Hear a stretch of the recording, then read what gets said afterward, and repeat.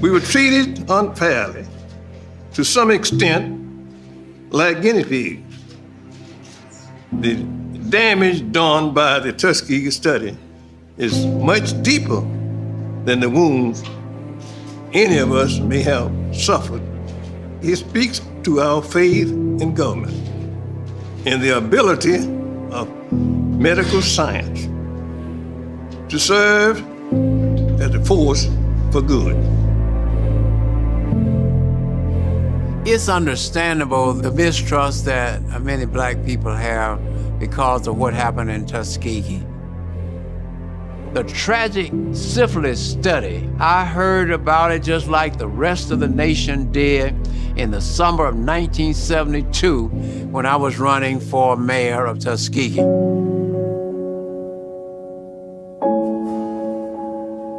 I made a statement and I took this as my platform. Elect me mayor of Tuskegee, Alabama, and never again will we allow the federal government, the state government, or any other governmental body to come into Tuskegee, Alabama and take advantage of our people. That was my platform, and I meant it. What was so mean and cruel about this study is the fact that the federal government discovered that penicillin would indeed cure syphilis. Yet the federal government would not administer the penicillin to a group of 600 black men because they wanted the men to stay untreated in the study until they died so that they could complete the autopsy. Now, how cold your government doing something like that? But there is no reason in 2021 for any American to say that I'm not going to take the vaccine because of what happened in Tuskegee. In this day and time, black scientists, black doctors are involved in the development of the vaccine. They are involved in helping to shape the public policy, which makes it possible for this vaccination program to be administered to the American people.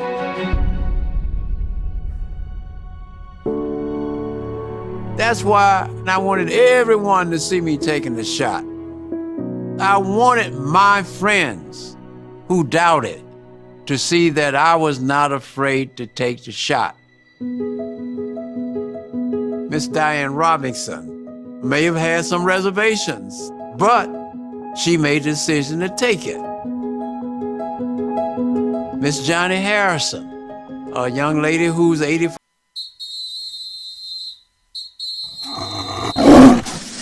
Ladies and gentlemen, boys and girls, and for all those who's listening and watching it from around the world. And we are now live from the corner of Dalton and Lynch Street. It's the show where we take you inside the game before the game begins. It's the Pregame. Brought to you by Chambers and Galen Law Firm with your host, Charles Bishop and Neely. So get ready because we pregame harder than the other show's party. It's the Pregame.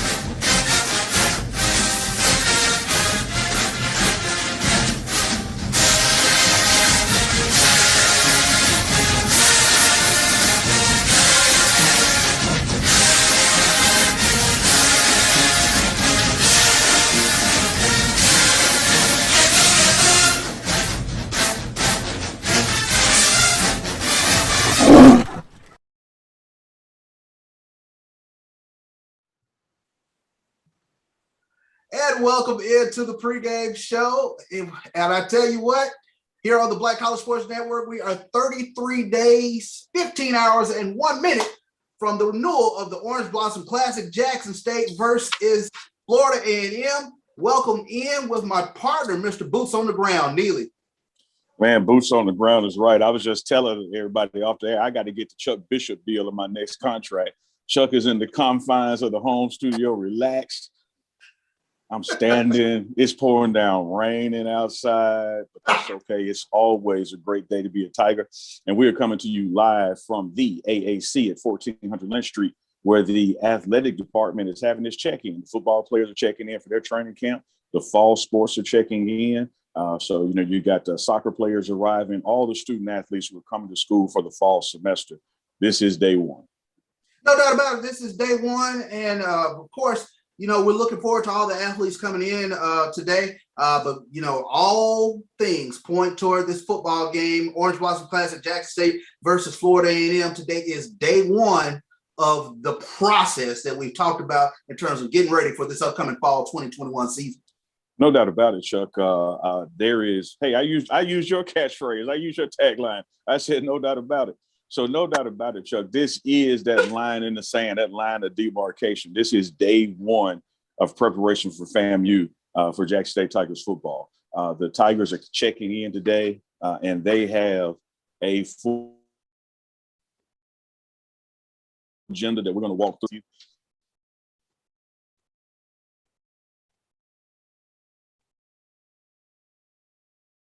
No doubt it'll be a full agenda today for the Tigers in terms of check-in day here on August 2nd. All support players and support staff, they're required COVID testing. Vaccinated players, they got to bring a copy of their vaccination card in today. There'll be lunch, and then as we go through sort of the team meeting, the administrative things and whatnot with regards to today, then there's the all-important dreaded conditioning later on today that players must undergo. So it'll be a full day for our Tigers as all of our athletes are coming in for those fall sports. And I tell you what, a lot of excitement in the air, Neely, as we head into this 2021 season.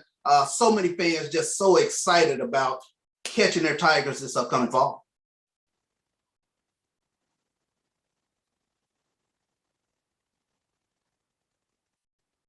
You know, one of the things that we take a look at as we work through some technical difficulties with Neely coming back up is a lot of fans are really excited when you take a look at the program. We've talked about the stars, all the stars. The program signed 5 4-star student athletes. When you take a look at guys like Quadarius Davis, Katrina Evans, Shador Sanders, Dijon Warren, who we saw play in the spring, Trevante Rucker also coming in as well. Talk about those 4-star athletes, a lot of 3-star athletes as well.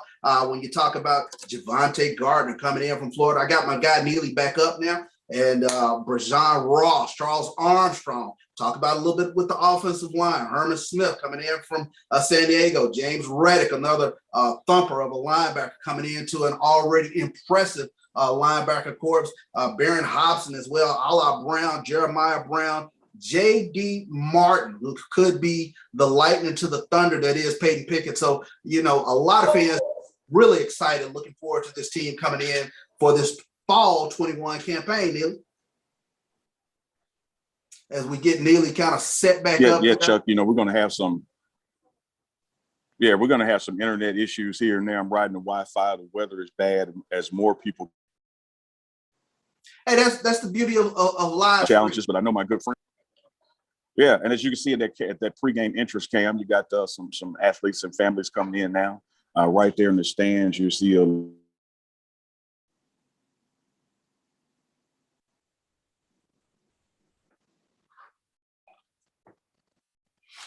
some other action.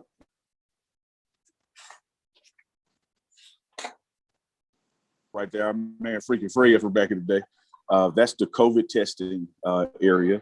You have student housing and academic affairs over on that side, as well as a new table, Chuck. That table at the end where the Jackson State home bench typically is, that is marketing, name, image, and likeness. So something that's going to be a new part of athletics. So you can see some students lining up, got their masks on and ready to go get their COVID test. And one thing that I can share with you, Chuck, that a part of this process today, vaccine cards. Yes. Student athletes are bringing a copy of their vaccination record, still having to get tested. You can look at the interest cam right there and you see some more folks coming in. So for this fall sports season, for this fall 2021, spring 2022 to be successful, we're going to have to still focus on getting vaccinated. You know, we've yet to hit that sweet spot in our saturation where our community is over 50% vaccinated. So we still got to work on that. There's mask mandates at the AAC. I'm not in a mask because I'm up here in the president's suite by myself. But when you're out in the public areas, you have to have your mask on in the AAC. So we're doing some proactive and different things. But Chuck, before we lost out, my signal here, you were saying how this was that day one as it relates to Tiger football, because they hit the ground running today with a long agenda that you and I can go through, ending this afternoon with their strength and conditioning test. And tomorrow is really that truly day one of practice for August. Yeah, and I wanted to double back on something we were talking about, and we keep stressing it, the importance of vaccination, the importance of trying to get back to what we used to know as a little bit of normalcy, but that only can happen if we do our part with regards to vaccinations. You mentioned people walking around with masks, COVID testing going on, things of that nature, but it's so important that we do our part if we want to see our Tigers play in this fall season. Yeah, we just got to do it, Chuck. It's the only path forward. If this were the Avengers movie, we would be in the end game. There's only one solution to this pandemic, and that is vaccination. I know that there are challenges with the vaccination. I know that there are questions that people have about its safety, and those questions are justified and should be asked. We should be encouraging those discussions. But when the rubber meets the road, the only way out of this situation is not herd immunity, is not hoping that it just goes away. We have to get a significant portion of our people vaccinated. We have to protect young people who this Delta variant is really hitting hard. We have to protect the elderly, which the original COVID strain, COVID-19, was hitting hard. It is not over. The numbers are beginning to spike up and pick up. So again, student athletes on the football side had to bring a copy of their vaccination. Don't have that copy, get tested where everybody's getting tested, so they can be work it out tomorrow. And they're going to be kind of like the spring semester, Chuck was. They're going to be is to some degree sequestered so they can manage this process. And hopefully we can have a kickoff 33 days from now in Miami against FAMU for that Orange Blossom Classic. But that's all incumbent on us individually doing our parts. No doubt about it. You talked about Jackson State athletes coming in today for their testing. Not only are we preparing for the Orange Blossom Classic on the football side of things, but women's volleyball, fall 2021 season upon us as well. The Lady Tigers, they'll have 28 matches, 16 SWAC games, and 12 non-conference games. They'll be playing 2021 campaign, looking at playing Auburn, playing the Citadel, Auburn University. Our Lady Tiger volleyball team, championship Lady Tiger volleyball team, they're getting it done as well. Yeah, and those banners and recognitions are up in the entranceway, welcoming soccer, welcoming volleyball. We want to stress this event today is not just a football event. Of course, football program is the bell cow, the cash cow, if you will. It's the engine that moves the machine, and it has more athletes participating in that'll be checking in throughout this morning. So clearly, the attention is on football. But again, Chuck, today is about all fall sports. It's about all the mechanics of JSU athletics for this fall and leading into the spring. And that pandemic, that Delta variant, it's impacting all student athletes, all HBCUs, all communities across the nation. So we keep harping on that vaccination and the need to stay protective and masked up. But they're doing a good job here throughout this morning. The AD Robinson staff is doing exceptionally well, keeping people separated that weren't already roommates or that kind of thing, checking in. There's spacing, there's masks, there's actual COVID testing taking place here where you go wait up in the stands by yourself before you get your results, kind of like Chuck, you and I had to do this spring. Going into the vet. So that process is going to continue. And one thing I want to mention that, Chuck, is, the Day of Giving is coming up on August 13th, Friday the 13th. And we need to understand that as it relates to this pandemic and HBCUs, particularly Jackson State University, these new costs are not going away. They're only going higher. So we're going to have to make sure we dig a little deeper on August 13th and really contribute to Jackson State University, Jackson State Athletics, to help defray some of these COVID costs that were not budgeted for in years past that just kind of hit us out the blue. We can't just depend on loans and grants and that programming from the federal government. We have to do our part, and you'll see some of that taking place this season. Undoubtedly, when you talk about looking forward to this fall season, a banner spring season for Jackson State sports. When you take a look at it from top to bottom, from an academics perspective. Academics, of course, is the pillar of Jackson State Division of Athletics, and the goal for each student at Jackson State is to leave with a quality education, earn a degree, and secure a championship ring. Neely, 3.2 department GPA for Jackson State Athletics. The students really got it done in the classroom. Department-wide APR of 977, graduation rate of 88%. Our Jackson State student athletes are really getting it done.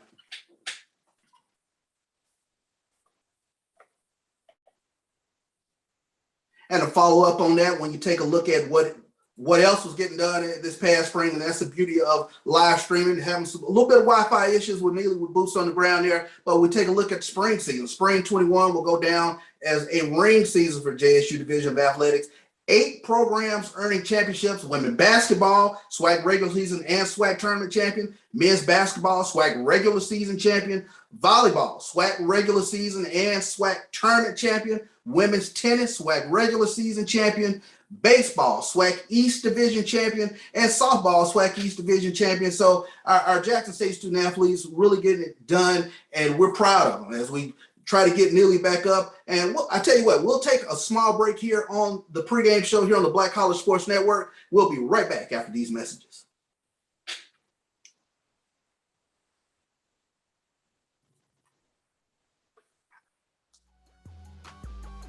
This is the Dean of the College of HBCU Sports, Kenyatta Cavill of Dr. Cavill's Inside the HBCU Sports Lab with Mike Washington and Charles Bishop.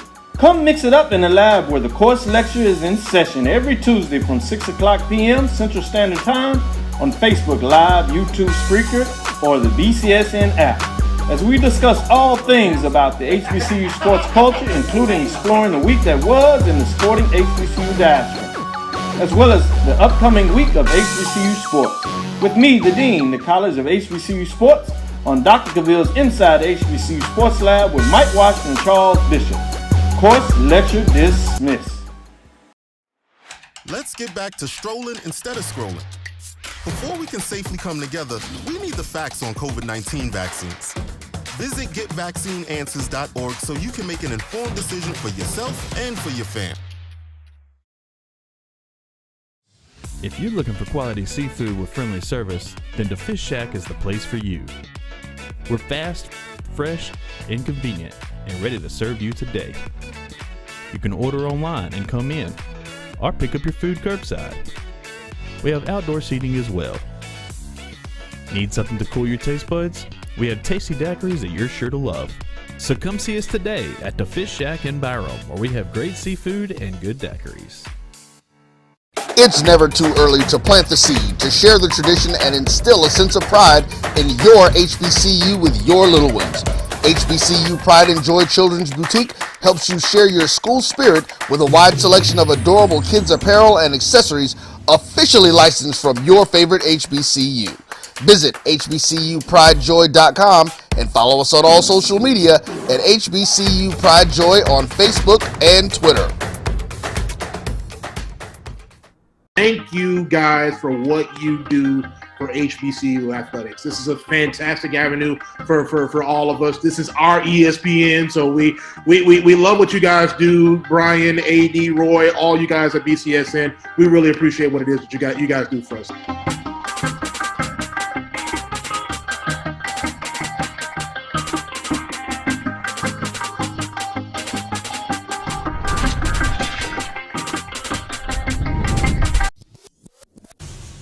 Follow the Black College Sports Network on social media at MyBCSN1, the number 1, on Facebook, Instagram, and Twitter at MyBCSN1.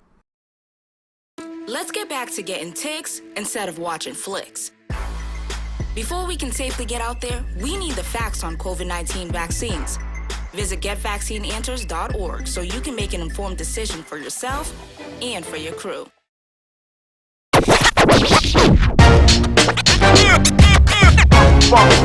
It's like a loot machine. Going around town, trying to get down.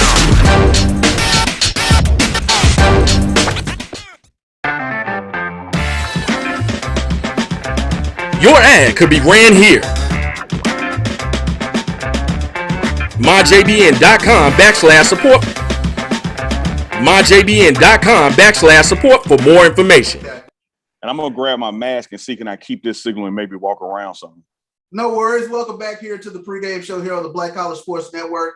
Neely, I think you found the Hall of Fame room there. Maybe we got a little. I am in the Hall of Fame room, man. They still got the posters up from the women's championship basketball, and we celebrated that. So yeah, that's what it's about: building these championships, building on tradition. I had to step in here, get a stronger signal for our live broadcast. Appreciate you holding it down, Chuck, during the service interruptions. But it's a great day to be at Tigers always, man. More and more student athletes coming in from each sport. So I'm going to grab my mask in a little while and go out there on the floor and see can we get some sights and sounds for you guys. I think that entrance cam is still up, is it? Yeah, pregame show entrance cam still up there right at the entrance for the athletes coming in there. Some of the things, Neely, that I was kind of taking a look at while we were on a quick break there was just kind of taking a look at what our football team did this past spring. When you take a look at what we were able to accomplish this past spring, 4-3, things kind of started off fast, slowed down toward the tail end, but the Tigers offense, high-octane offense, averaged 35 points. Offense at 28, a swag best, 28 touchdowns over the past spring, over 2,400 yards, total offense, averaging 414 yards per game. But the roster has turned over, if you will, Neely, and that's has been all the talk within the Southwestern Athletic Conference. Man, it's breakfast time, and I haven't eaten yet, so it got me thinking about hot apple turnover. Turned over like a hot apple, baby. This is a new team. But hey, Chuck, I don't want to miss out on this because I know a lot of our fans out there don't get to spend a lot of time in this room, but you brought up football. So let me show you something, Chuck. Let's just take a look. When you talk about blazing new trails, and I'm trying to make sure those glares are not there. Jackie Slater, Lewis Bullard, DC, Dennis Conner, John Outlaw, Robert Brazil, Dr. Doom. You got Seals, Roscoe Word. Hey, yo, man, zip code.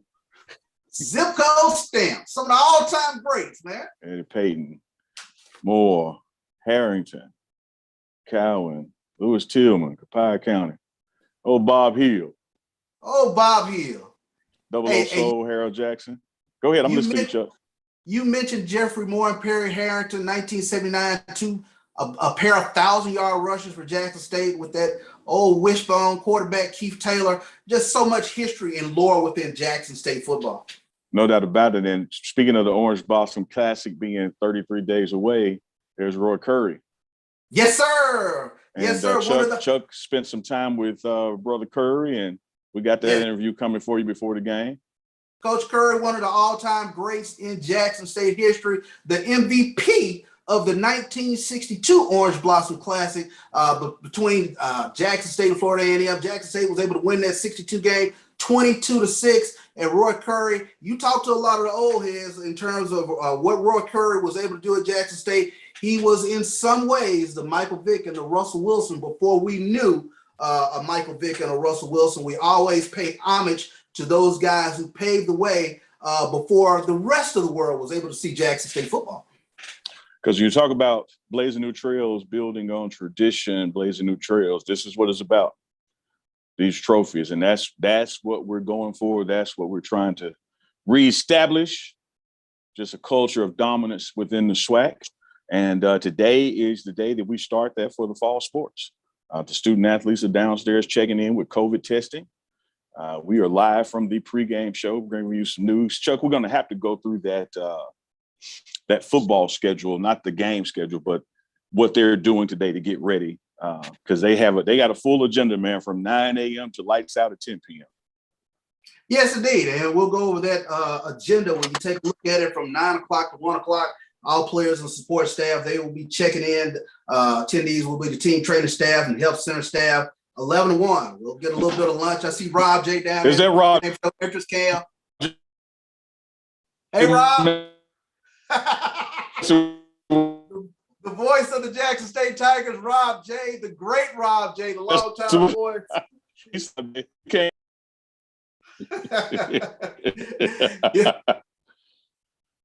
He and Coach Darryl Lansbury, they do such a tremendous job. Rob J from WJSU, such a tremendous job in terms of broadcasting Jackson State games. I grew up on Bob Carpenter and Willie Richardson, and then Rob J and Willie Richardson took it to new levels in terms of broadcasting Jackson State athletics via the radio. And for a lot of us, they were that inspiration in terms of just getting into broadcast.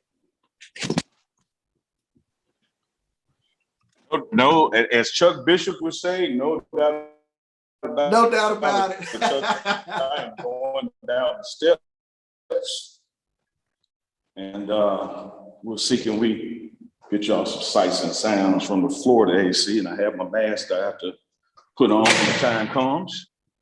You see these signs everywhere here. So Chuck, let me set this down a second and mask up for you. No doubt. Neely giving us the first-hand view. That's why I call him Mr. Boots on the ground. He gets it done week in, week out with regards to giving our Jackson State fans everything that they can handle with regards to Jackson State athletics. And we're so appreciative of all the hard work that you put in terms of keeping us abreast of everything we want to see. As Neely dons the mask, athletes checking in there. Such an exciting time for Jackson State athletics as we enter this fall season. Again, we keep talking about the importance of masking up. We have to continue to do our part with regards to this Delta variant that is still prevalent, and vaccinations will be the key towards moving forward. We keep harping on it here on the pregame show with regards to all that needs to be done in terms of getting back to some sense of normalcy. And fall football is a little bit of that normalcy that we've come to appreciate and really appreciate more so nowadays with this pandemic that has come upon us. So while Neely gets himself set up, we'll take another quick break here on the pregame show here on the Black College Sports Network. This is Brian Fulford. A.D. Drew and I are co-hosts of the BCSN Sports Wrap. We talk about all things related to HBCU athletics. From the games, teams, coaches, and fan interest stories, we cover it all. You can find our shows on Facebook at BCSN Sports Wrap, YouTube at MyJBN Online, and everywhere you listen to podcasts like Anchor, Spotify, Google, and Apple Podcasts. You can also find the show on the Jericho Broadcast Network's app. Make sure to download. We look forward to you joining the conversation and being a part of the show.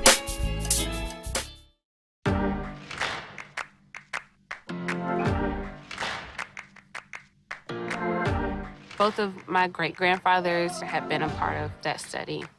My roots in environmental health come from my great-grandfathers. They were sharecroppers, and then later they were able to own land for their family for generations to come. My ancestors' connection to the land has given me a strong care for our environment and how that environment influences human health. I am a fierce advocate for equitable treatment for all. The ways in which COVID-19 ravaged Black communities showed that we have underlying vulnerabilities when something like a pandemic hits. The path from tragedy to triumph travels along the path of learning.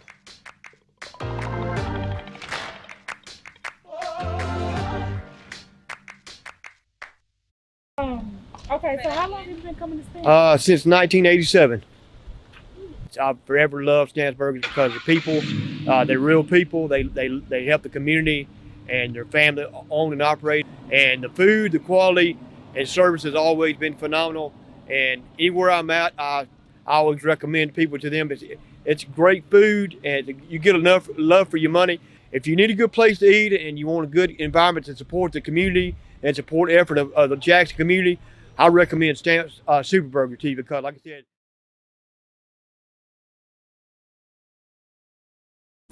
True Black Essentials is a retail opportunity to bring Black businesses under one roof where every product on every shelf in every aisle will be Black owned and Black produced by people all over the world. Statistics show that the $1.3 trillion of spending power that we have as Black people can easily be turned into each Black person having $2 million if we were to shop Black for 2 years. So True Black Essentials will launch an e-commerce store on November 1st, 2020, but we will open up brick and mortar stores in Atlanta, New Orleans, Charlotte, Houston, and Jacksonville, with the very first store opening in Atlanta, June 19, 2021.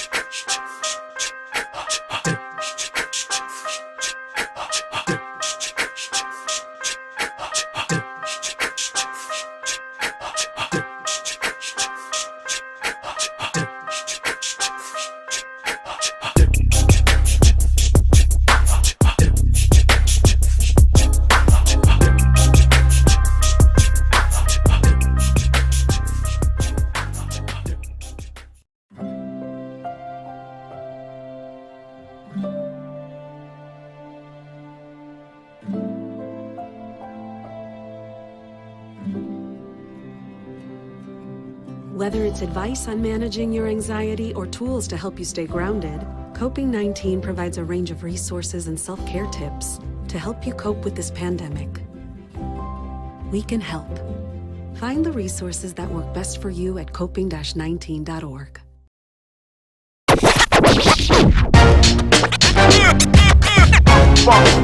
It's like a loop machine.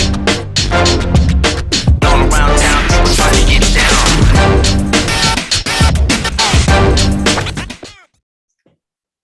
And welcome back to the pregame show here on the Black College Sports Network as we celebrate going into this fall season. With regards to the fall sports, it is athlete check-in day at Jackson State. Charles Bishop, of course, with Mr. Boots on the Ground, Neely, as he's getting himself set back up. You know, we talked about some of the things with regards to Jackson State athletics that were prevalent this past year.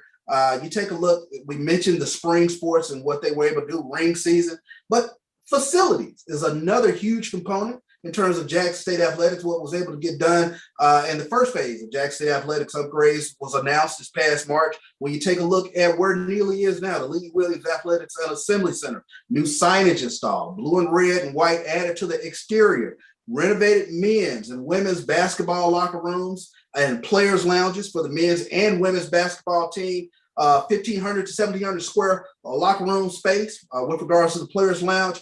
You take a look at the Jackson State football practice pavilion. Artificial turf practice has been installed. New grass fields in the process of being installed. This is part of the second phase of the facilities upgrades. You take a look at Jackson State on television this past spring. 2021 football season, 6 of Jackson State's football games, they appeared on the ESPN networks, including 2 on ESPN and a pair on ESPN2. You take a look at those games. The 2 ESPN games, Jackson State and Alabama A&M, Jackson State and Southern. ESPN2 games, Jackson State and Alabama State and Mississippi Valley State were on ESPN2. And then on ESPNU, ESPN3, you had Jackson State and Grambling and Edward Waters. So Jackson State definitely, you had your feel of Jackson State athletics as Neely comes back in. Neely, we were just talking about kind of the year in review, the facilities upgrades, the number of times Jackson State was on television. I hadn't even mentioned the Jackson State basketball team. They were on NBA TV as well. So Jackson State definitely on everyone's mind. Good stuff, Chuck. And again, I could hear you through my cell. So excellent job keeping the show going while we work through these connections. There's pretty good thunderstorm out there. But let me tell you how I got the Wi-Fi to work, Chuck. What do you find at the end of every rainbow? Pot of gold. And what is a pot of gold associated with other than my red-headed leprechaun? Dennis Driscoll, ladies and gentlemen, Dennis Driscoll. We'll get some stuff from Dennis just a sec. He's with us. You know what? Why don't we do that now? Hold on one second, Chuck.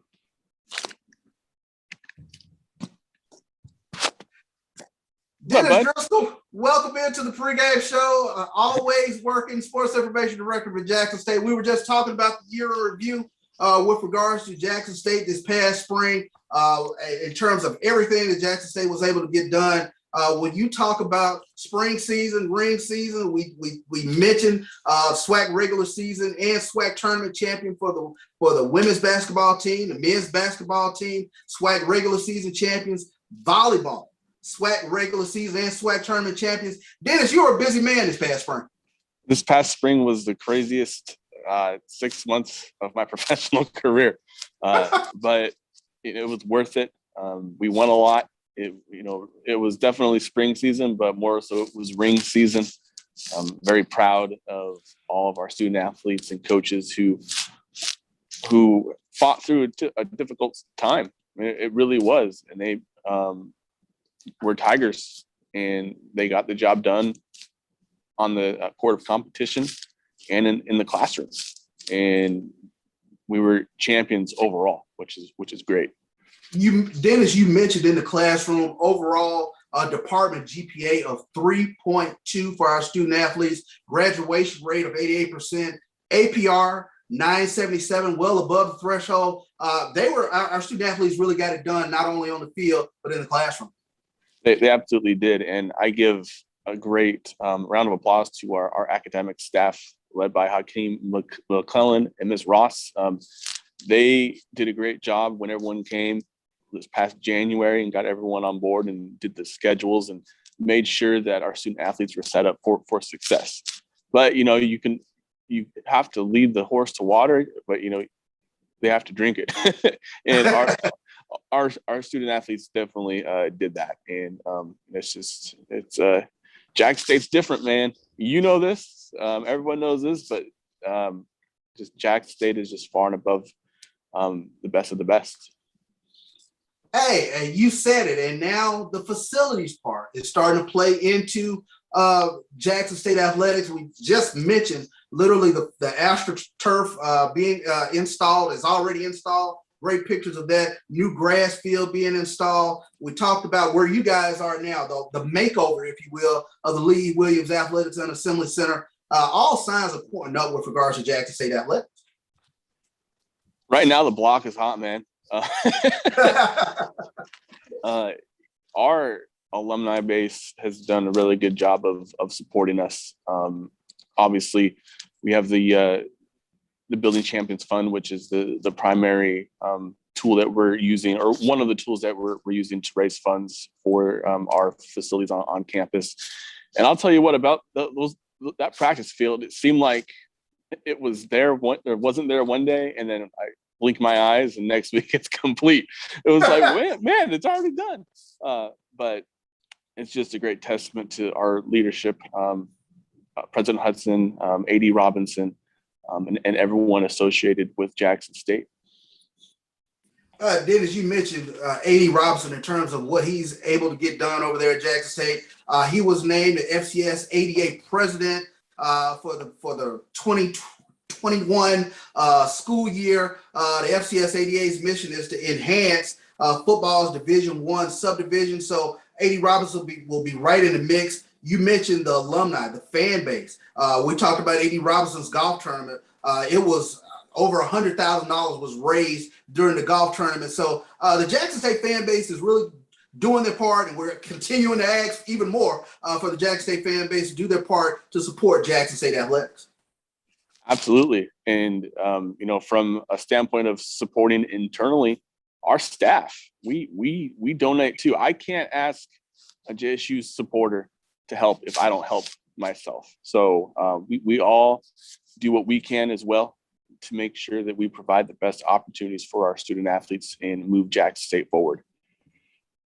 Well, I tell you, Dennis, I want to personally thank you. You've given us a tremendous platform in terms of working within Jackson State athletics. We're so appreciative of everything that you do for Anelia and myself, and we're very appreciative. I have to say, man, we're twinning today, man. Look, yes, we are.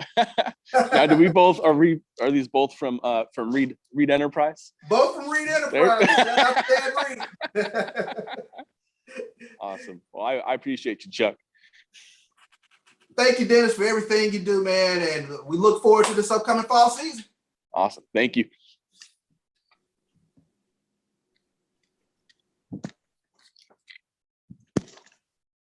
Chuck, that was Dennis Driscoll. Welcome back in, Neela. That was Dennis Driscoll. He does so much in regards to Jackson State sports information, really putting the information out there for all our fans. And we, to some extent, are an extension of that sports information. No doubt about it, man. I love using your catchphrase. There's no doubt about it. It is a pleasure to work with the staff of A.D. Robertson, A.D. Wells, A.D. McClellan, Dennis Driscoll. I mean, the list goes on and on and on. The doors they've opened up for the pregame show, all the coaching staffs, from Coach Brent's staff and Coach Berg to Coach Reed and, of course, Coach Prime and his staff. I spoke to some of those coaches here as the football players start to make their way in. And sometimes, Chuck, you may see people come through that entrance cam, but because of the rain, people are coming through the first door that they can get to. So trust me, there's a lot of student athletes here, whether you saw them come through that front door or not. So things are moving right along here, man. And it's a great day to be a Tiger, Chuck.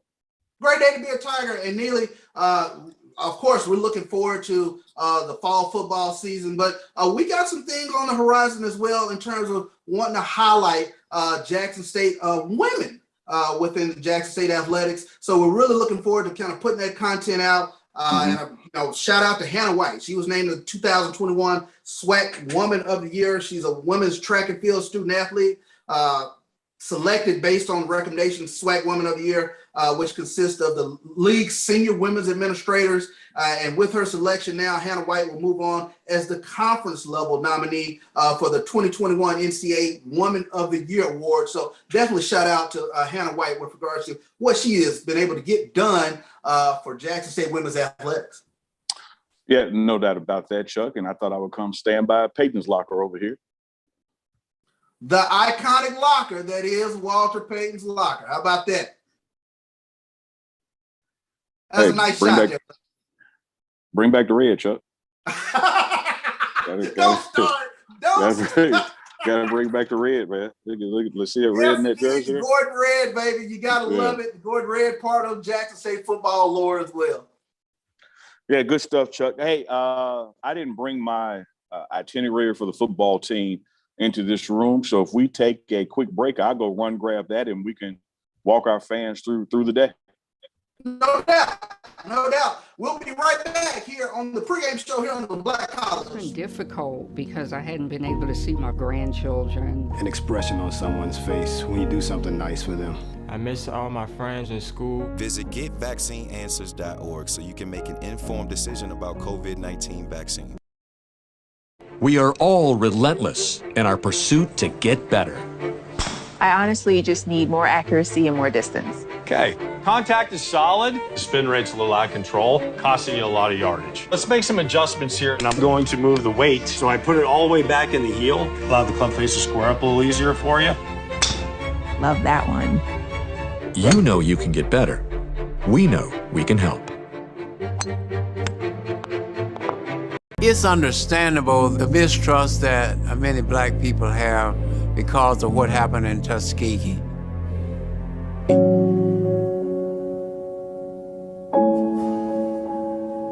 I made a statement and I took this as my platform. Elect me mayor of Tuskegee, Alabama, and never again will we allow the federal government, the state government, or any other governmental body to come into Tuskegee, Alabama and take advantage of our people.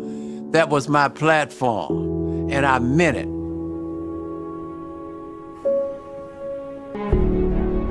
But there is no reason in 2021 for any American to say that I'm not going to take the vaccine because of what happened in Tuskegee. In this day and time, black scientists, black doctors are involved in the development of the vaccine. They are involved in helping to shape the public policy, which makes it possible for this vaccination program to be administered to the American people. John Lewis talked about good trouble, fighting racism, fighting hunger, fighting inadequate health care, fighting COVID. It's a war, and you have to fight it just like you would fight any other war. I'm willing to go to jail. I'm willing to die for it. I'm willing to struggle for it because it is right. The struggle goes on.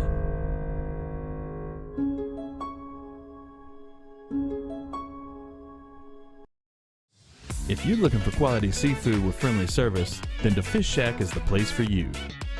We're fast, fresh, and convenient, and ready to serve you today. You can order online and come in, or pick up your food curbside. We have outdoor seating as well. Need something to cool your taste buds? We have tasty daiquiris that you're sure to love. So come see us today at the Fish Shack in Byram, where we have great seafood and good daiquiris. This is Carlos Brown, letting you know that we're on the move. You can now catch the Carlos Brown Show beginning this July on the Black College Sports Network each and every Saturday from 11 to 1 Eastern Time. That's 10 to 12 Central Time. Same time, new place. On Facebook at the Carlos Brown Show and Black College Sports Network. Online at www.mybcsn.net and on the BCSN app available on Google Play and the Apple App Store. Okay, so how long have you been coming to Stan's? Since 1987. I forever loved Stan's Burgers because the people, they're real people. They help the community, and their family own and operate. And the food, the quality, and service has always been phenomenal. And anywhere I'm at, I always recommend people to them. It's great food, and you get enough love for your money. If you need a good place to eat and you want a good environment to support the community and support the effort of the Jackson community, I recommend Stamp's Super Burger to you because, like I said,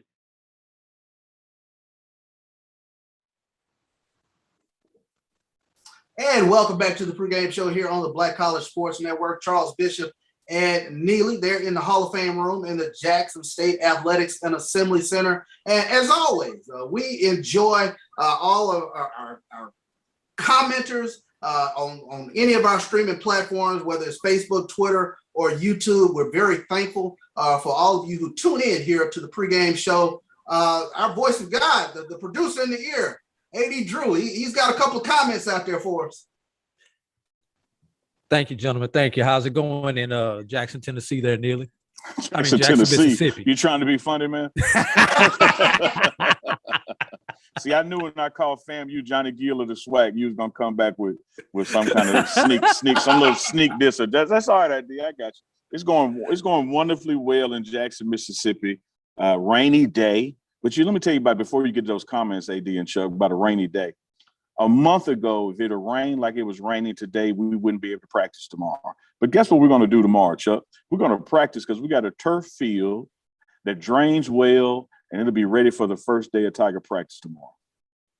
So I guess somebody checking in, with Hakeem McClellan checking in there. I saw Hakeem McClellan in the background. Well, go ahead, AD. Our fans out there, they're giving us a few comments.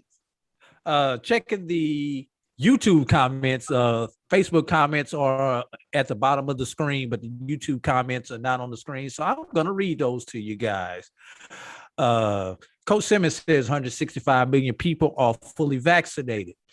Tomorrow's Leaders Sports Network says many don't want it, but it's time to get vaccinated. Be Fresh responded, yes, well overdue. People are spreading nonsense news. Leon also responded, I agree. People should get vaccinated, if not take the proper precautions and wear a mask and monitor your movements. Be Fresh responded to that. Man, I don't want another year with COVID and cancellation of games. I'm too excited about this football. And your brother Leon says, about to drive to Mississippi to get some lunch. LOL. Where should they get some lunch at, Neely? Oh man, Stamp Burgers, Fish Shack. You know, we got to start with we love who love us, man. There you go. Right here around the corner from Jackson State University is Stamp Super Burgers on Dalton Street. So Leon, I think that was you. If Leon, you make sure you make your way to Dalton Street and get the best burger you've ever put in your mouth. And if you're in the taste for fish, man, head down south to Byram, about 15 minutes on I-55 south of the campus, and you can go to the Fish Shack. So yeah, hey Chuck, we got some more restaurants and tourist type people who are coming on board to start sponsoring games and shows in September. So you'll be hearing more about supporting those restaurants and venues that support JSU athletics.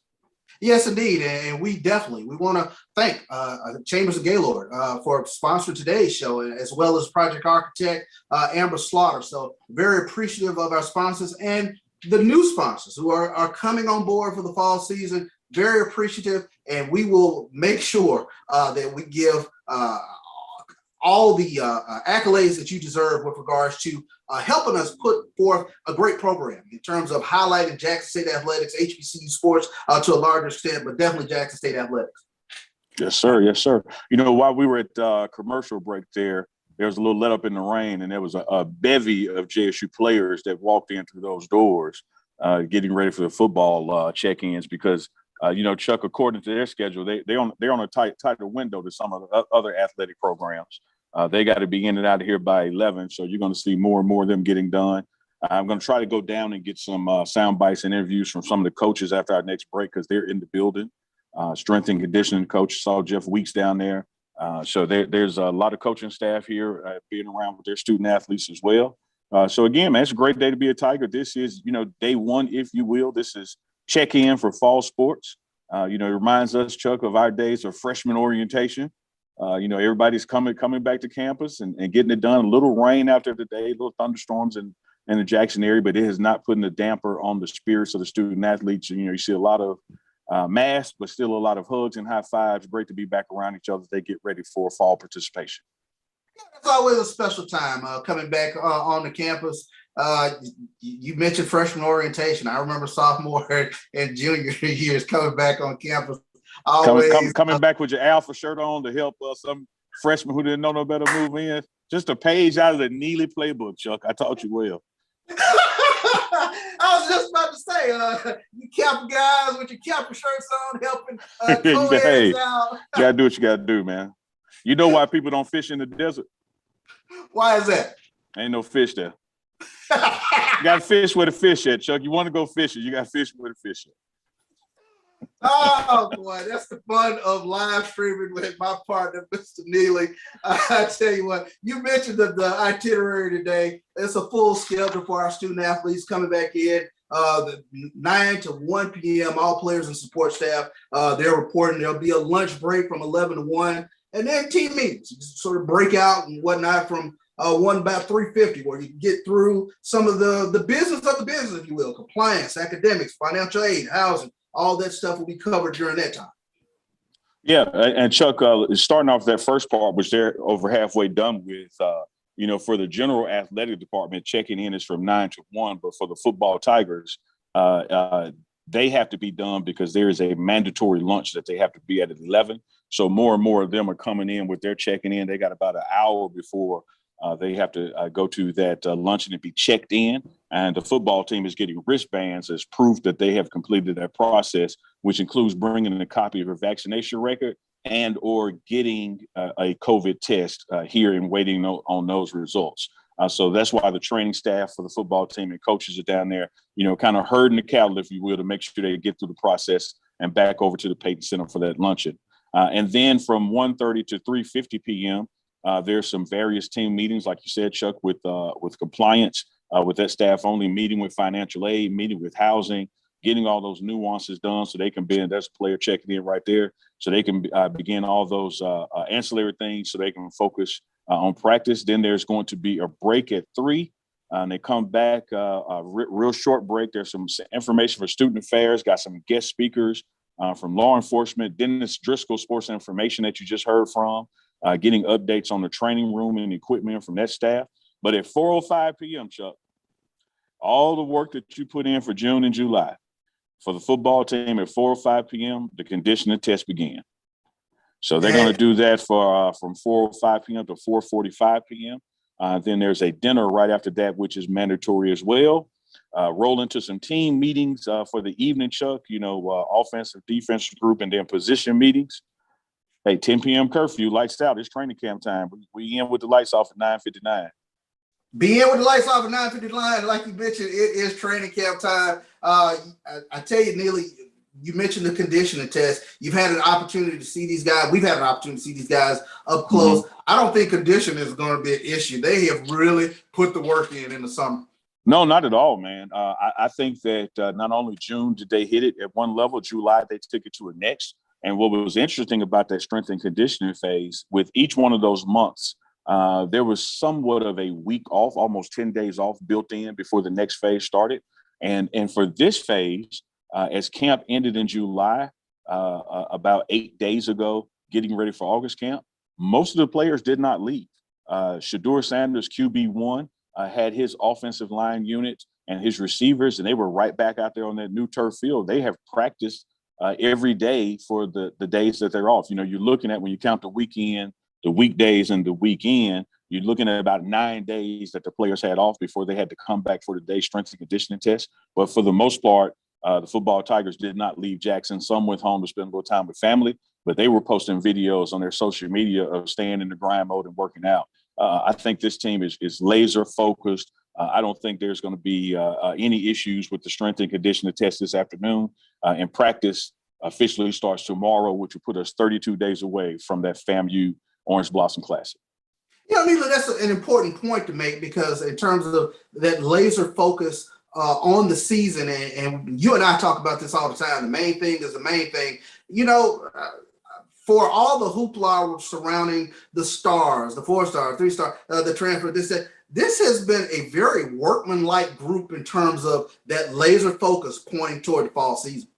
Man, well said, well illustrated. When you're at Tiger practice, I don't think, other than a number or a name or a look at facial recognition, when it comes to work ethic and intensity, you can't tell a walk-on from a 4-star. Everybody has bought in, everybody is dialed in, everybody is working.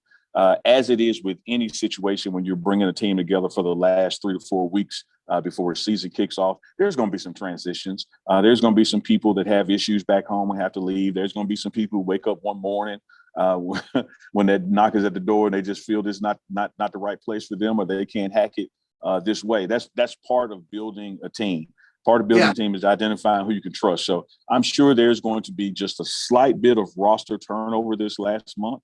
But in the months leading up to now, again, Chuck, you stated it just concise as could be. You can't tell who's who out there if you're looking for, well, let me just see who's working the hardest, who's doing the most, because they're all doing the most. And one thing, we've watched a lot of football. A lot of times what we see through August and September might not be the same roles or the same roles, if you will, for players as we get to October, the meat of the schedule. So this process, if you will, this gelling, this building of the team, this first part is important, but the evaluation does not stop from there. Not at all. And I think Coach Prime has a way of motivating with his words. I think that he knows that there are more than 3 starters, even though he's saying there's only been 3 identified right now. I think there's some guys that have kind of solidified their spots, but that's just his way of keeping that fire under them and saying, hey, nobody but these 3 have I made a decision on. Everybody else got some work to do. But I think you're right, Chuck, that even in that work to do and work to come, that there's going to be some adjustments in August as we go through training camp. But I also think that there's going to be some adjustments as we go on those first games on the road before we get into the meat of the schedule. We do start off with a SWAC opponent, a SWAC East opponent at that. So certainly the best team is going to be on the field. But I think as you move past the Orange Blossom Classic and go to the Southern Heritage Classic there in Memphis and go to ULM in Monroe and come back here for Delta State, which is a non-conference game, although it's the first home game at the Vet. I think that by the time you get to that first October, that SWAC East swing that we have to do, we got a bye week the first week in October. But after that, we go to A&M, Alabama A&M. Alabama State comes here for homecoming, and then Bethune-Cookman. So and then you have, I think Valley is right after that before you play a couple of games in the West. So October is going to really be the meat of this schedule. It's going to be the make or break this team. I think the Orange Blossom Classic is what's going to put the taste in the mouth. We're going to see what we got and how we stack up. But those next 3 games, you're going to play them to win. But it's also going to be about improvement, finding adjustments, who you can trust at what particular spot. So there's probably going to be some changes before you get to Delta State at home. Yeah, and Coach Prime has talked about it. Who can I trust when the lights come on? So I think we'll still be in sort of that evaluation mode of, like you said, of course, as we point toward Florida A&M, the all-important SWAC East matchup against the Rattlers. The best players will be on the field, but there'll still be some fleshing out through the month of September. And then we get that, like you said, the red meat of the schedule. All SWAC East opponents, Alabama A&M, McQuill Glass, NFL prospect, the bevy of receivers at Alabama A&M, Alabama State with the hard running, Ezra Gray, and that young offensive line, but they're all bulldozers. And we saw what they were able to do against Jackson State in the fourth quarter this past spring. Then you get a tough Bethune-Cookman, Terry Sims. He'll be working with a new quarterback, but last we saw this Bethune-Cookman team, 2019 SWAC MEAC Challenge, Bethune-Cookman knocked off our Jackson State Tigers, and then Vince Danzy's Delta Devils we have them that back part of October always play Jackson State tough. So that October is a make or break month for our Jackson State Tigers. And there's some nuances to it, Chuck, as well, because that's great commentary there. I think you're spot on again. We go to Alabama A&M, the defending SWAC champion, and we go to them for their homecoming. And then Alabama State comes to us for our homecoming. And then this is the first time we'll be seeing Bethune-Cookman with them in the SWAC. Last we played them was in Atlanta during that MEAC SWAC game, and we had a quarterback go down, and it changed the dynamic of the game. So there's going to be some things that want to get proven one way or the other about these 2 new teams. And then we go to Valley, and Valley always plays us tough. They have a head coach who is a JSU guy, so he wants to make a statement. I take you back to when Sean Gregory, our QB1 here, SWAC Hall of Famer, Jack State Hall of Famer, when he was the offense coordinator of Valley, and Valley beat us for homecoming. So Valley always has a chip on our shoulder. They always play well when they have someone affiliated with Jackson State on their staff, and that's what they have now in a head coach. So I don't think Valley is something you can kind of look past and get ready to go down to Baton Rouge or to that Texas Southern game. I think you got to deal with October week by week, and it's going to be a challenge. They're going to be a challenge, and you mentioned Mississippi Valley. Very interesting enough, SWAC Media Day, Coach Prime and Vince Dancy, they struck up a tremendous friendship that has blossomed, if you will, over the weeks. Mississippi Valley, but I tell you what, when they come play Jackson State, all love lost, it's going to be a tough game. Yeah, they have really started to work on some joint projects together. Coach Prime mentioned it in one of his promo videos about helping them with some of their needs. And we'll be announcing some of that soon on the pregame show. We've had some conversations with Coach Prime in that regard, and they have established some relationships with the corporate world and NFL world. They're going to be improvements from Valley, but don't think for 1 second that new bromance, if you will, is going to keep Coach Prime from, wanting to put up 50 on Valley or keep Coach Dancy wanting to put up 50 on us. This is just a way that working together as we demonstrate and personify it is not just about us, that we cannot be the only HBCU that comes up as we level the playing field, that we got to work with our sister institutions, starting at 1400 Lynch Street, and of course, working out. And there's from there, and there's no better place to work out from there than Itta Bena, our SWAC East team that's right here in Mississippi as well. So that relationship that they've developed is not going to take away from the competitiveness of that game, and it'll be a tough one. No doubt. And we've talked about turning the page toward November. We'll take a look at the SWAC West opponents. Upstart Texas Southern, they'll be looking to get up off the mat from the basement in the SWAC West. They will have a veteran team, if you will, and they'll be coming into Jackson. And then we go to Baton Rouge. We saw with Southern Jaguars, they are a championship-built team, very rugged, rough offensive line. Coach Weeks talked about what they were able to do against Jackson State this past spring. And then we close out the season, Soul Bowl, with Opt out, you. Yeah, opt out. The Alcorn State University Braves, always a classic game. As Neely so eloquently says, opt out University. But they didn't play this past spring, but they'll be ready to go this fall. when you take that first stab of that Texas Southern game, you know, your good friend, Chuck, and I want Tiger Nation to hear this, your good friend, your best bud, your golf buddy, your golf buddy, I know y'all probably talked this morning, your good friend, Jay Walker, he's saying that Texas Southern, like I put you under that bus right there, he's saying that Texas Southern, he doesn't think they're going to win it by any means, but he does think that Texas Southern is going to make some noise, that they're sick and tired of being tired. Sick and tired of being sick and tired. So we'll see how that goes. And, you know, going across that bridge down to Baton Rouge to play Southern Jaguars at home is always a tough matchup. They're coming in with a new coach. This is the first time in 9 years they haven't had Dawson Oldhams as the head coach there.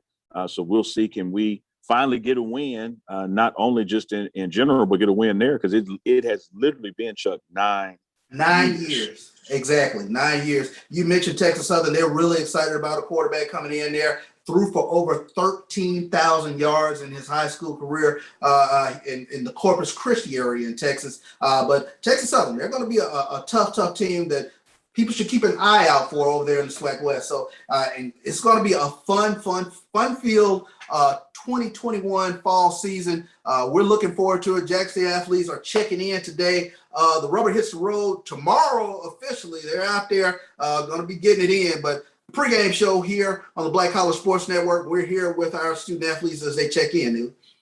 Yes, sir. They're coming on in, and I'm going to try to go down and see can we get some signal around the coaches and some other footage for you guys out there as we have these internet issues with the weather. Thanks for y'all bearing with us. Have that camera set up at the entrance. But with the thunderstorm that's been taking place in and around Jackson, student athletes have been using the first door they can get to, and I don't blame them. And sometimes we're on break. We get a large crowd coming in as they get ready to wrap up the check-ins for the football portion. But all the fall sports are down there going through COVID testing, going through housing, academic affairs, meeting with everything they need to do to get ready for the start of school, because this is about student athletes, and the student part comes before athletes. So there are a lot of things that have to be I's dotted and T's crossed as it relates to just coming back to school, such as your housing, such as academic affairs.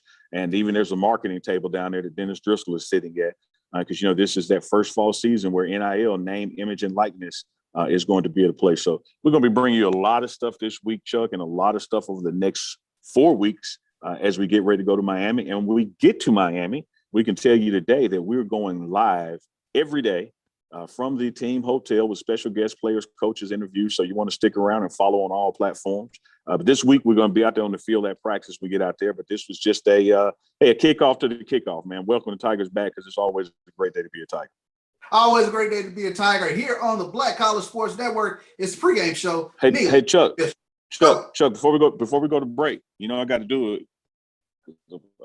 Let's show that, bring back the red and Walter Payton. Y'all see that red face, man? So now you can take it out. It's Bishop Neely here on the pregame show, Black College Sports Network. We'll be right back. All right.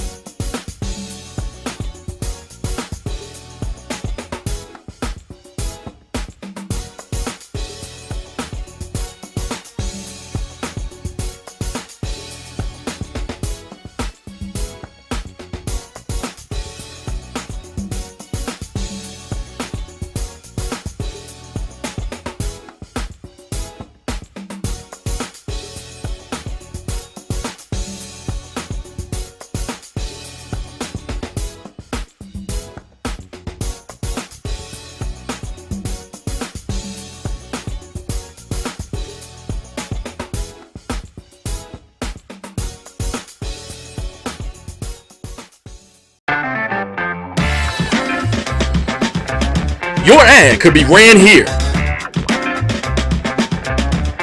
MyJBN.com/support. MyJBN.com/support for more information.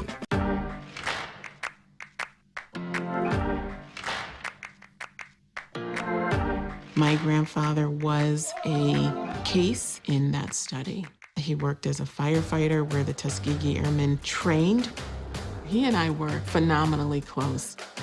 The syphilis study happened for 40 years. Penicillin was found to be the most effective treatment, but the men were denied the treatment. Interestingly enough, I've had someone tell me that they were concerned about getting the vaccine because of the syphilis study. And I always, try to educate or provide some information about what happened. But then I said, you're talking about something that happened to my family. And I've taken both of my vaccines. I'm doing this for them. Health is greater than wealth, and it's really up to us to take ownership of our health and this story.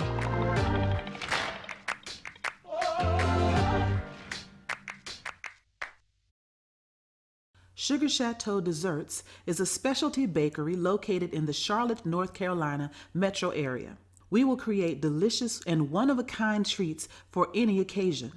Sugar Chateau is currently shipping cakes in a jar, offering a variety of different flavors in a single-serve container that can help you celebrate in accordance with social distancing. Place your orders today by calling 803-526-7895 or visiting sugarchateaudesserts.com. Have you had your Earthblend coffee today? At Earthblend Coffee, we take pride in offering you the very best of beans across the world, blended and roasted to perfection, giving you superior quality and satisfying and flavorful taste. Experience the world in one cup with Earthblend Coffee.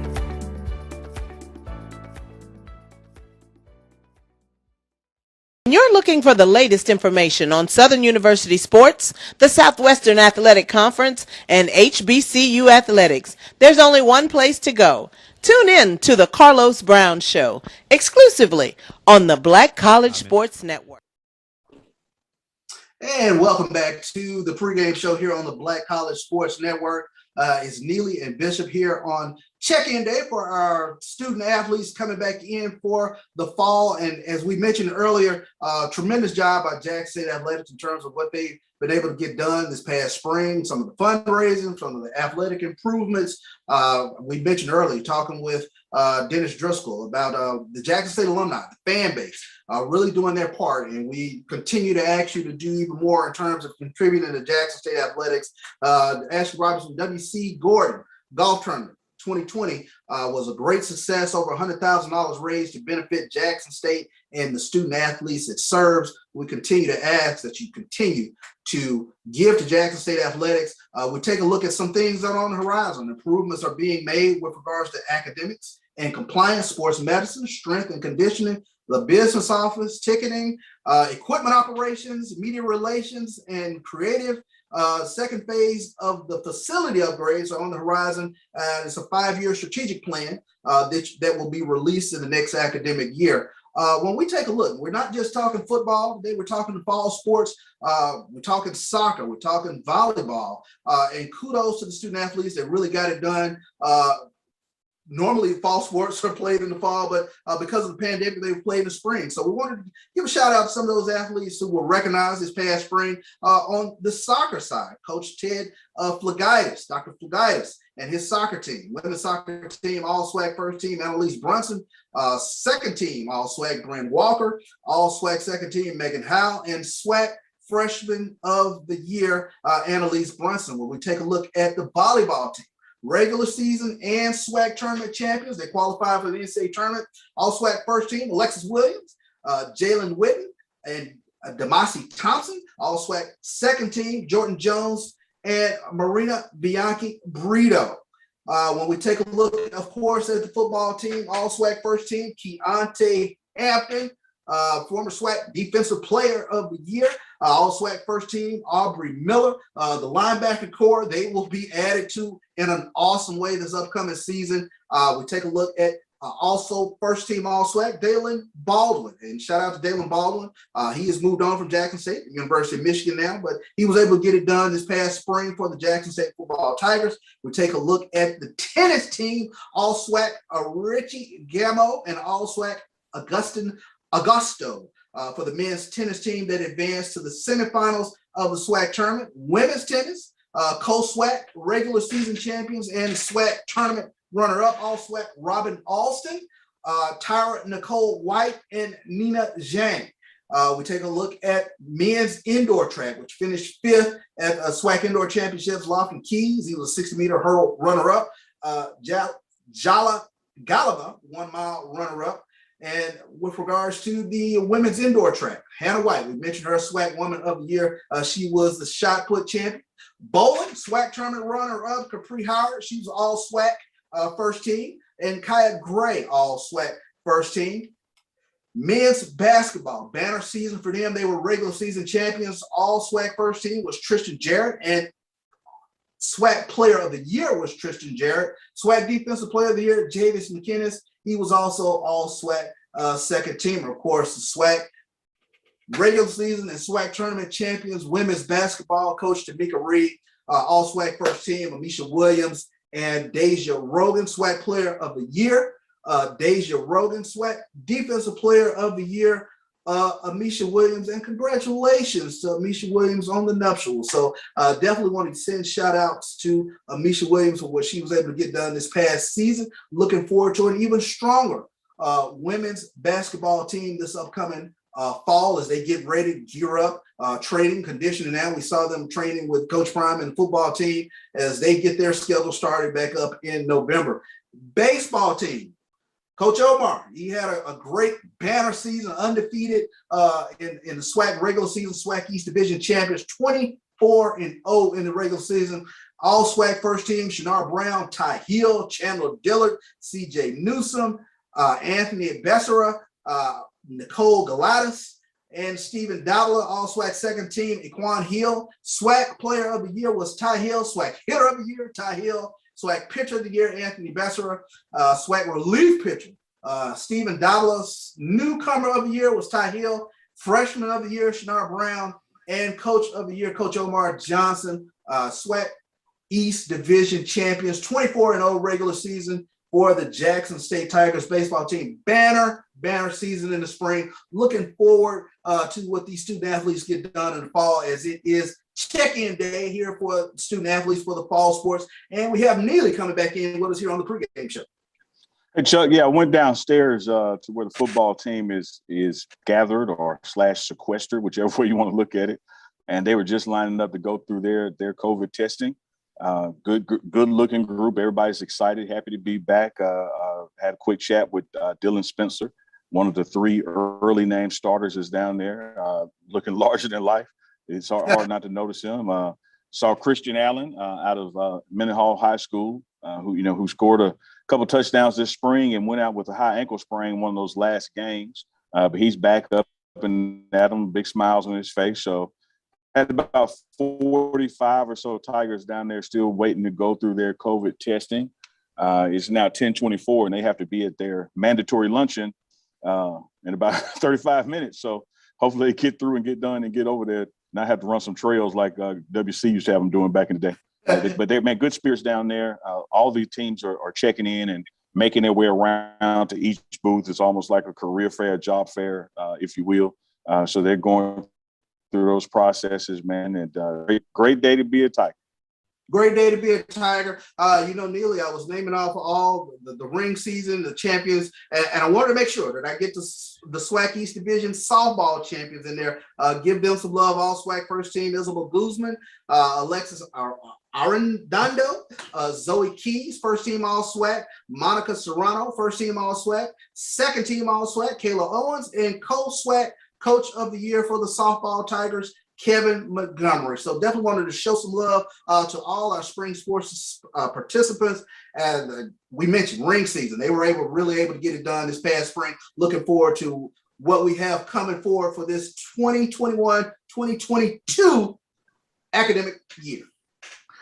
Chuck, hate I missed that, but good roll call. I'm just sitting here thinking as I sit in this Hall of Fame room, these athletes are competitors and they want to win. They want to beat their opponents. But please don't sleep on their competitive nature amongst their own ranks. The fall sports want to do their thing and show the spring sports that they can equal those championships as well. So outstanding spring season. When you factor in that there was a pandemic, and factor in that student athletes couldn't have much of a social life and just had to stay isolated amongst themselves. We had water issues in the city when we had the ice storm. So many things were thrown at them. but they did not slack in the classroom, set all kinds of records as far as grades and performance SWAC wide, came right back and won championships. And those that we just missed were competitive and won the regular season, even if we didn't win the tournament, so to speak. So the bar is raised high, and I think the fall sports will be up to the challenge. They're starting off on a good foot with a lot of smiles. You love to see happy, healthy young people in that HBCU safe space. Undoubtedly, we definitely want to see happy, healthy, and we have to harp on healthy, vaccinated. They're going through the COVID protocols this upcoming fall semester. We can't stress it enough here on the pregame show. We're a big proponent of vaccination, so we want to get back to some level of normalcy. So that's what we basically promote here on the pregame show. Chuck, let me tell you like this, brother. Tell you like my daddy told me, man. You can have your own opinion, son, but you can't have your own facts. So there you go. If you don't like the vaccine or you think this, that, man, by all means, ask questions, ask tough questions, make your own decisions. But the science is the science. 2 + 2 is 4. And the only way to stop that addition is to have some subtraction. The only way to have subtraction is through the vaccine. Even wearing our masks and social distancing has its breaking point. It is a good tool in the toolbox. You want to have it. But the end game can only come through vaccination. It can only come through having the majority of our population. When I say our, I mean Black folks. I mean Jackson State University. I mean Jackson, Mississippi, Hinds County, the state of Mississippi. I mean HBCUs in general. We have got to do a better job of promoting this vaccine and taking advantage of getting the vaccine if we want to have some sense of normalcy, and not just normalcy as far as our social activities, but this literally is becoming a life or death situation. This Delta variant is putting way more young people in the hospital than the COVID-19 original strain did. And even amongst those who are getting the Delta variant that have been vaccinated, they're not going into the hospital. They're not going on ventilators. And most importantly, they're not dying. Who the Delta variant is severely impacting through hospitalization, ventilation, and even death is those who were unvaccinated. So do not use that, well, you can get vaccinated and still come down with the Delta variant anyway. It's the impact that it has on you. And so then you don't want to acquire it and spread it. So we always have to still be cognizant of social distancing, cognizant of wearing masks, what we're doing when we're out there on the floor in the general public area of this AAC where check-in is taking place. But at the end of the day, Chuck, it is about vaccination. It is about answering these tough questions and explaining to our family, friends, and loved ones why you should proudly have that card in your pocket. I tell you what, Neely, no better place to close out this athlete check-in than right there. You said it. You hit the nail on the head. Vaccinations are the key to us moving forward. I tell you what, look to the pregame show for camp reports, camp observations, as we both will be boots on the ground later this week. Looking forward to bringing all our Jackson State fans as much Jackson State content. I thought I closed out with the Gordon Red, which. And of course, a shout out to the Gordon Red. Bring it back in. No better way to Chuck than to close it out with the Gordon Red, Yeah.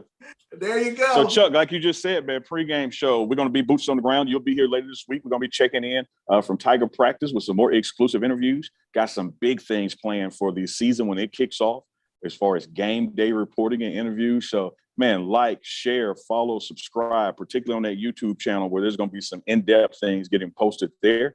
So, hey, man, we appreciate all the support. And it's a great day to be a Tiger, Chuck.